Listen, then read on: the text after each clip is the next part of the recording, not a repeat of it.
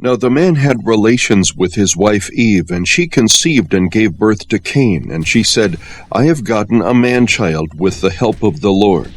Again she gave birth to his brother Abel, and Abel was a keeper of flocks, but Cain was a tiller of the ground.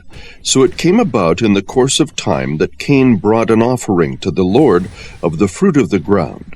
Abel on his part also brought of the firstlings of his flock, and of their fat portions. And the Lord had regard for Abel and for his offering. But for Cain and for his offering he had no regard.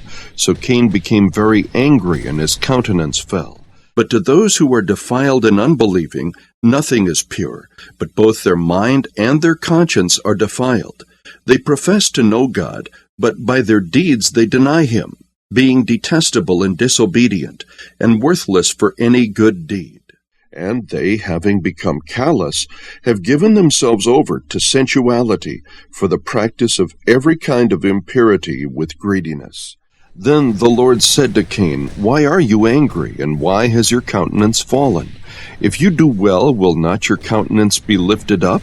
And if you do not do well, sin is crouching at the door, and its desire is for you, but you must master it. Cain told Abel his brother, and it came about when they were in the field that Cain rose up against Abel his brother and killed him. Then the Lord said to Cain, Where is Abel your brother? And he said, I do not know. Am I my brother's keeper? He said, What have you done?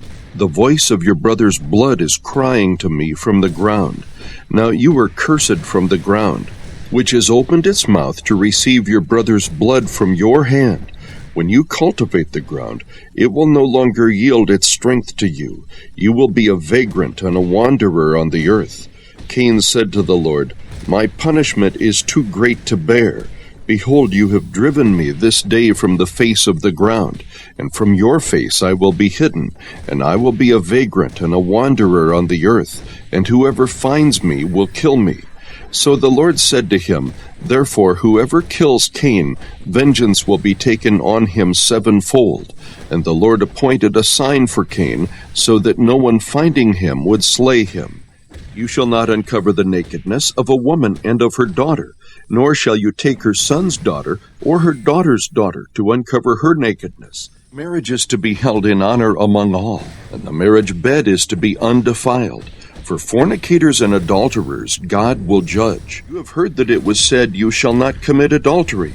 But I say to you that everyone who looks at a woman with lust for her has already committed adultery with her in his heart.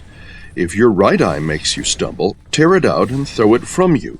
For it is better for you to lose one of the parts of your body than for your whole body to be thrown into hell. Likewise, I want women to adorn themselves with proper clothing, modestly and discreetly. For if someone sees you who have knowledge dining in an idol's temple, will not his conscience, if he is weak, be strengthened to eat things sacrificed to idols? For through your knowledge he who is weak is ruined, the brother for whose sake Christ died. And so by sinning against the brethren, and wounding their conscience when it is weak, you sin against Christ. Therefore, if food causes my brother to stumble, I will never eat meat again, so that I will not cause my brother to stumble. And reproofs for discipline are the way of life, to keep you from the evil woman, from the smooth tongue of the adulteress. Do not desire her beauty in your heart, nor let her capture you with her eyelids.